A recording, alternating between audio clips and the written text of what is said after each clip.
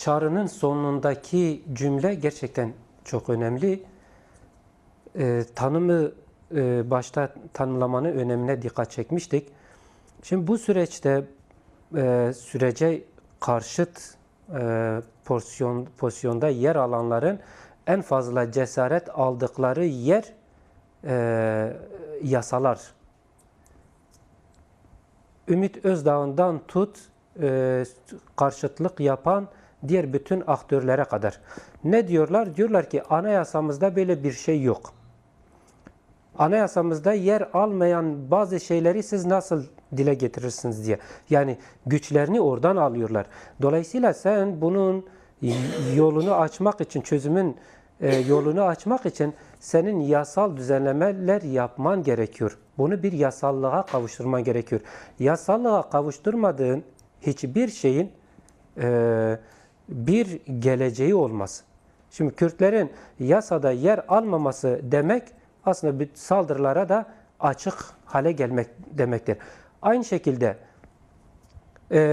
siyasal zeminin, demokratik siyaset zeminin oluşmaması demek de bu saldırıların devam etmesi demektir. Şimdi raporda deniliyor ki silahlarını bırakanlar işte evlerine dönecekler ve buna karşı da KCK'nin bir açıklaması oldu. Devlet yetkilileri buna çok sert tepki gösterdiler. Bahçeli de çıkıp işte sert tepki gösterdi. Ancak şunu unutmamak gerekiyor. Bu sorunun muhataplarının bir tarafı da KCK'dir. Yani şimdi elinde bu mücadeleyi yürütenler onlardır. Dolayısıyla yarın öbür gün gelip siyaset yürütecekler de onlardır. Siz bunlara karşı demokratik bir siyaset zemini oluşturmazsanız, siz yasal bir zemin oluşturmazsanız, mesela bu insanlar nasıl gelip siyaset yapacaklar? Bu insanlar nasıl gelip demokratik müzakere yürütecekler? Raporu sert bir dille eleştiren bir açıklama da yapmıştı yine KCK yönetimi de bahsettiğiniz gibi ve özellikle uzun süredir de yine Özgürlük Hareketi tarafından bu af tartışmaları, af kavramının kullanılmasına dair de ciddi eleştiriler var ve bugün gelinen raporun sonucuna da baktığımızda bu konuya dair cezasızlıktan ziyade bunu işte belli yani hala üstü kapalı şeylerden bahsediliyor mesela. Ya bir defa bu insanların niçin eline silah aldıklarını doğru tanımlamak gerekiyor. Bunu doğru belirlemek gerekiyor. Bu insanlar keyiflerinden sırf işte biz gidelim hele oralarda kalalım diye herhalde ellerine silah almadılar. Bunun için savaşmadılar. Canlarını ortaya koydular. Hala da canlarını ortaya koyuyorlar. Devletin bu gerçeği görüp kamuoyuna da bu gerçeği anlatması gerekiyor. Bu gerçeği anlatmadığı müddetçe işte böyle bundan sonrası da böyle hedef haline gelecekler. Şimdi sen diyorsun ki gelin siyaset yapın. Daha 90'larda da İçişleri Bakanı Mehmet Ağar diyordu gelsinler Düzova'da siyaset yapsınlar. Şimdi gelin siyaset yaptığın insanlara bu muameleyi yaparsan, daha bu sorun çözülmemiş, daha bazı şeyler netliğe kavuşmamışken bu muameleyi yapıyorsan bu insanlar nasıl gelip siyaset yürütecekler? Hangi zeminde siyaset yürütecekler?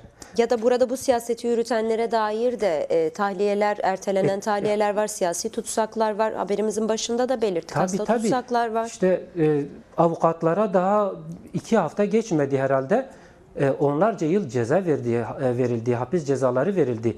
Hala neredeyse günlük olarak operasyonlar yapılıyor. Gazeteciler gözaltına alınıyor, insanlar gidip evlerinden darp edilerek alınıyor. Bizzat işte bir ay olmadı, bir ay yakındır. Nusaybin'de DEM Parti'nin yaptığı açıklamaları takip ederken gözaltına alındık. Diğer gazeteci arkadaşlarımızla birlikte gözaltına alındık ve bizler de darp edildik. Aynı şekilde bizimle gözaltında olan insanlar yani yüzleri, gözleri kan içinde kalmıştı. Darp edilerek, işkence edilerek gözaltına alındılar. Hiçbir şey, ortada da bir şey yok. Şimdi bunlara bu muameleyi, demokratik tepkisini dile getirenlere hala bu şekilde muamele yaparken, bunu reva görürken sen diğer insanları gelip hiçbir şey olmamış gibi gelin siyaset yürütün, siyaset yapın diye ikna edemezsin. Onları bu konuda güven veremezsin. Halka da güven veremezsin. Yani bilmiyorum, ben bazen şunu düşünüyorum. İktidar bu sürecin boşa çıkması için kimi girişimlerde de bulunuyor. Halkı olabildiğince, toplumu olabildiğince bu süreçten uzak tutmaya çalışıyor gibi bir strateji de izliyor olabilir. Çünkü halkı uzak tuttukça kendine bir gerekçe yapma argümanı da, zemini de oluşturuyor. Böyle bir strateji de sanki izliyor. Evet. Eğer durum böyleyse çok daha kötü sonuçlarla karşılaşabiliriz. Bu soruları tabii biz gazeteciler soracağımız yer bellidir. Bu işin muhataplarıdır. Devlet kanadında iktidar olan AKP'dir. Ortağı MHP'dir. Yine eğer yerine getirilmemiş kimi hususlar varsa bunun diğer muhatabı Kürt Halk Önderi Sayın Abdullah Öcalan'dır.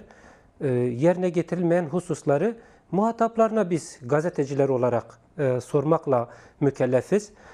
Ancak siyasetin bu soruları soracağı yer kendisidir. Meclis, çünkü bu sorunun çözüleceği yer eğer meclis olarak gösterilmişse, meclis bunda bir sorumluluk almışsa meclisin başka yerlere soru sorma durumu olamaz. Bu soruları bizzat çözmekle mükelleftir. Sorunun çözümü için yeni yol, yöntemler geliştirmekle mükelleftir. Halk sorar, gazeteciler sorar, ilgili kimi sivil toplum kuruluşları bunu sorabilir. Cevap vermesi gereken de bugün bir yasa yapanlardır, yasal düzenlemeler yapanlardır. Muhataplar bunlardır. Cevap vermesi gerekenler de bunlardır. Bundan dolayı raporu eleştiriyoruz. Rapor bizzat muhataplar öneriler sunuyorlar. Aslında çözülmesi önünde, yerine getirilmesi önünde hiçbir engel olmayan hususlar, sanki başkaları bunu engellemiş gibi bir durum yansıtılıyor. Esas eleştirilen husus da bunlardır.